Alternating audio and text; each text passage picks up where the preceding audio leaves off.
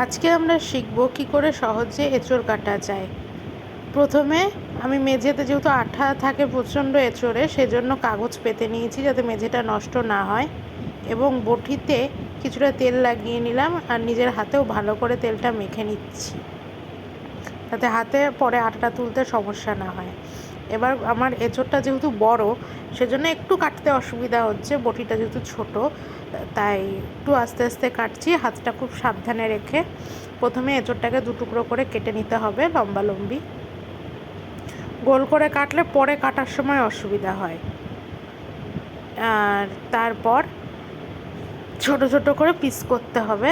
দেখো খুবই অসুবিধা হচ্ছিল কাটতে। অনেকে মনে করে এঁচোড় কাটা খুব কঠিন কাজ, কিন্তু খুব একটা কঠিনও না, তবে কাটতে ভালো লাগে না, কারণ যেহেতু আঠা লেগে যায়, বিরক্ত লাগে, আর কাটাটা একটু শক্ত, এঁচোড় জিনিসটা যেহেতু শক্ত জিনিস, সেজন্য খুব অসুবিধা হয়। তারপর ছোট ছোট অর্ধচন্দ্র আকার পিস করে কেটে নিতে হবে। অনেক কটাই ছোটো ছোটো পিস করতে হবে। আমার যেহেতু তাড়াতাড়ি কাটছিলাম, সেজন্য মোটা মোটা করেই পিস করেছিলাম। এর থেকে পাতলা পাতলাও করা যায়, পাতলা পাতলা করে কাটলে আরও সুবিধা হয়।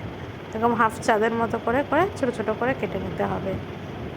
এতে করে কি আপনাদের খোসাটা ভালো উঠবে, একটা সাইড ধরলে পুরো খোসাটা সুন্দর করে উঠে যাবে।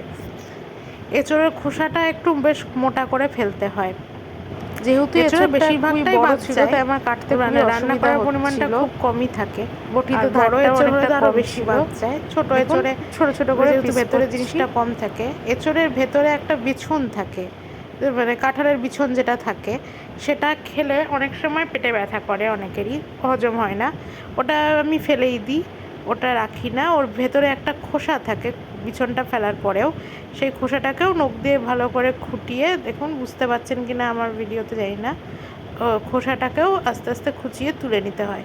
তাহলে কি এঁচোড় খেলে আর পেটে ব্যথা করবে না। অনেকেই বলে এঁচোড় খেলে পেটে ব্যথা করছে, সেই জন্য ওটা ফেলে দিতে হয়।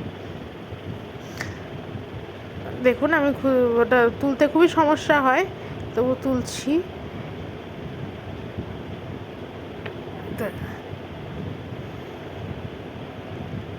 ছোটো ছোটো করে পিস করে করে রাখছি। পরিমাণে খুবই কম হয়ে যায় কাটার পরে, যত বড় এঁচোড় তাতে কম। একটা সাইড ধরে গোল করে নামালেই এঁচোড় কাটা আপনার কমপ্লিট।